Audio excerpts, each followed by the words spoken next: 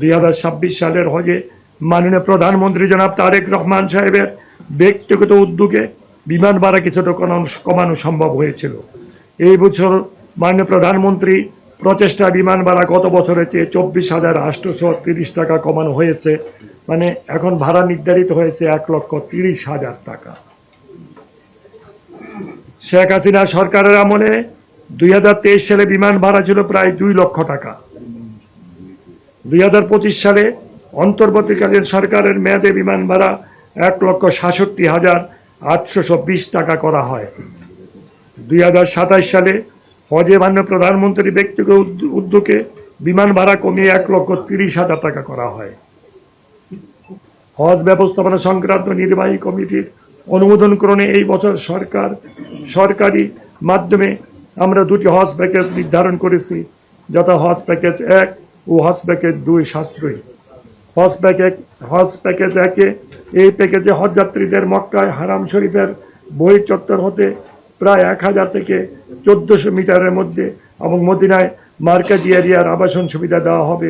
মিনার zone 2-এ তাঁবুর অবস্থান হবে এবং মিনা আরফায় সার্ভিস প্যাকেজ 3 ক্যাটাগরির সার্ভিস সহ মোয়াল্লাম কর্তৃক খাবার সরবরাহ করা হবে। সাধারণত সৌদি আরবে অবস্থানকাল হবে 35 থেকে 40 দিন।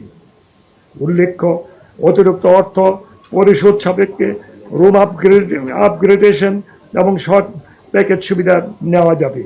এই প্যাকেজ খরচ ধরা হয়েছে 6,15,263 টাকা।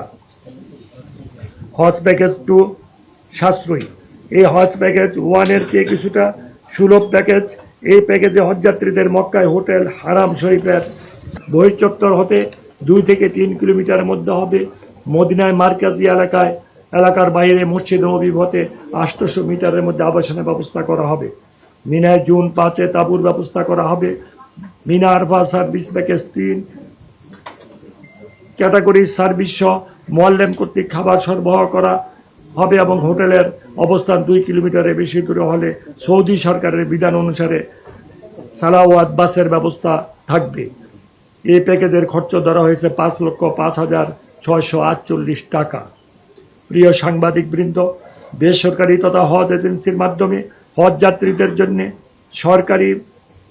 বেসরকারি মাধ্যমে সাধারণ হজ প্যাকেজ নামে একটি প্যাকেজ নির্ধারণ করা হয়েছে। এই প্যাকেজে হজ যাত্রীদের মক্কায় হারাম শরীফের বহির্চত্বর হতে সর্বোচ্চ 3 কিলোমিটারের মধ্যে, মদিনা মসজিদে নববী থেকে 1 কিলোমিটারের মধ্যে আবাসন সুবিধা দেওয়ার কথা বলা হয়েছে। এক রুমে সর্বোচ্চ 6 জনের আবাসনের ব্যবস্থা করতে হবে। মিনায় জুন 5-এ তাঁবুর ব্যবস্থা হবে এবং Mina Arafa service package 3 category service সহ মোয়াল্লেম কর্তৃক খাবার সরবরাহ করা হবে। হোটেলের অবস্থান 2 কিলোমিটারের বেশি দূরে হলে সৌদি সরকারের বিধান অনুযায়ী সালাওয়াত বাসের ব্যবস্থা রাখতে হবে। এই প্যাকেজের খরচ ধরা হয়েছে 5,13,648 টাকা। তালিকাভুক্ত যোগ্য এজেন্সি সমূহ হজ যাত্রী নিবন্ধন শুরুর আগে সৌদি সরকারের নির্ধারিত এজেন্সির প্রতি সর্বনিম্ন হজ যাত্রী কোটা পূরণের লক্ষ্যে গ্রুপ গঠন করবে। হজ এজেন্সি সমূহকে সরকার অনুমোদিত বেসরকারি মাধ্যমে সাধারণ হজ প্যাকেজ গ্রহণ করতে হবে এবং গ্রুপভুক্ত এজেন্সি সমূহ পারস্পরিক আলোচনার ভিত্তিতে অতিরিক্ত 3টি প্যাকেজ ঘোষণা করতে পারবে।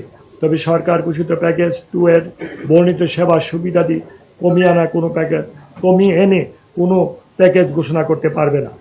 ঘোষিত প্যাকেজ সমূহ হজ পোর্টাল সহ এজেন্সির নিজস্ব ওয়েবসাইটে প্রকাশ করতে হবে।